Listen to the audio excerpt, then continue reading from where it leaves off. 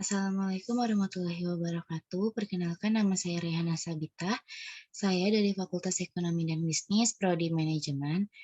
Di sini saya akan mempresentasikan tugas UTS dari mata kuliah Bahasa Indonesia dengan dosen pengampu yaitu Ibu Iis Dewi Herawati, SE MAK. Yang pertama itu kita akan membahas tentang keterampilan berbahasa Indonesia.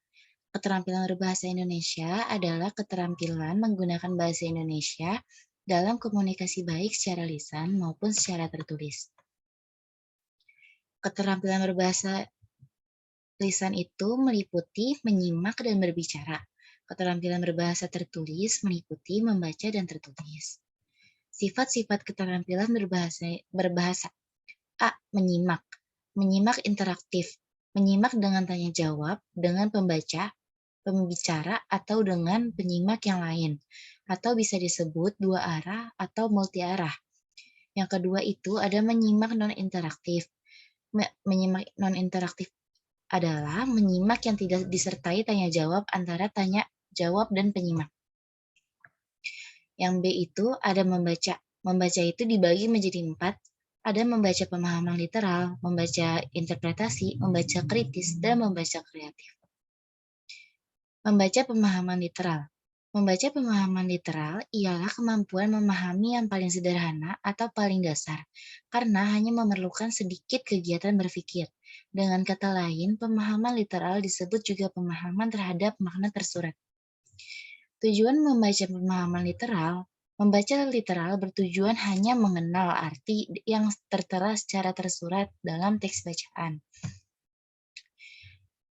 Membaca intensif ialah kegiatan membaca yang dilakukan secara cermat dan teliti terhadap teks yang dibaca dan membuat para pembaca paham pada teks, bisa pada tingkat lateral, kritis, interpretatif, maupun evaluatif.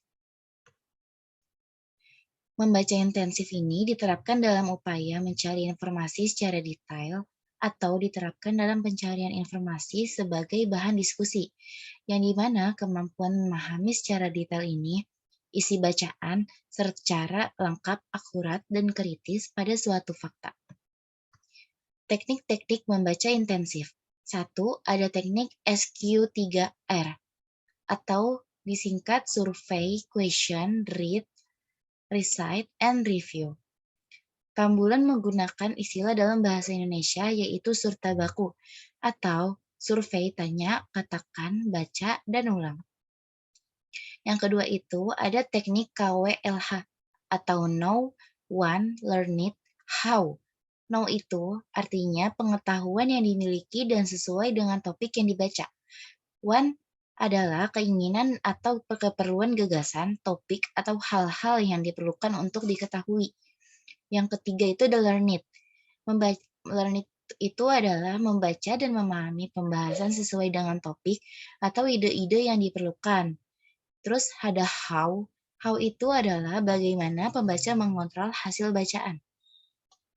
Yang ketiga itu ada teknik catu atau cari, tulis, kembali, dan uji.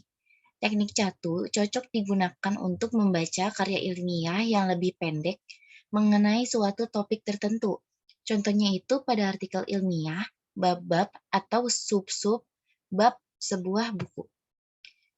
Di sini saya akan menampilkan contoh soal dan contoh wacana dan saya akan menjabarkan pemahaman literal, kritis, interpretasi, dan kreatif dari wacana tersebut. Saya akan membacakan terlebih dahulu wacananya. Guru Besar Fakultas Geografi UGM atau Profesor Suratman mengatakan, banjir bandang yang melanda Kota Batu, Jawa Timur menunjukkan ada gangguan ekosistem di sana. Banjir ini sebagai peringatan ekosistem yang terganggu oleh manusia. Ia mengatakan gangguan ekosistem akibat alih fungsi lahan oleh manusia menjadi salah satu pemicu terjadinya banjir bandang di Kota Batu. Banjir terjadi karena adanya desakan penggunaan lahan untuk pertanian maupun pemukiman. Pengaruh tekanan penduduk dalam penggunaan lahan tidak lagi sesuai dengan daya dukung lingkungan dan kemampuan lahan. Karenanya, perlu dilihat kalau sebagai daerah resapan air, kawasan lindung semestinya banyak pepohonan. Jadi, harus mengendalikan keterbukaan lahan dan ada konservasi, kata Suratman pada hari Sabtu. Dari sisi sistem tanah, kata Suratman, Kota Batu memiliki bentang lahan yang rentan banjir. Banyak wilayahnya berupa lereng-lereng dan perbukitan.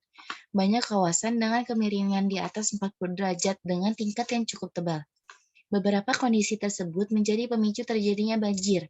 Kondisi Kota Batu yang dingin dan lembab menjadikan pelapukan massa batuan tanah aktif, sehingga saat hujan deras mengakibatkan banjir membawa material seperti lumpur dan sampah. Material vulkanik yang subur secara ekonomi menggiurkan, tetapi resiko bencananya mengkhawatirkan. Dengan isu perubahan iklim, Indonesia patut waspada. Ditambah persoalan hujan ekstrim dan pengaruh daerah pegunungan dengan elevasi tinggi. Belum lagi, Indonesia memiliki curah hujan lebih dari 3.000 mm per tahun, yang patut jadi perhatian bersama. Indonesia, dengan banyak gunung vulkanik dan tingginya proses alih fungsi lahan, perlu menjadi sesuatu yang harus diwaspadai. Ini menjadi peringatan, terutama di Pulau Jawa. Harus waspada karena banyak wilayahnya yang memiliki kondisi serupa dengan Batu, sehingga rentan banjir, ujar Suratman.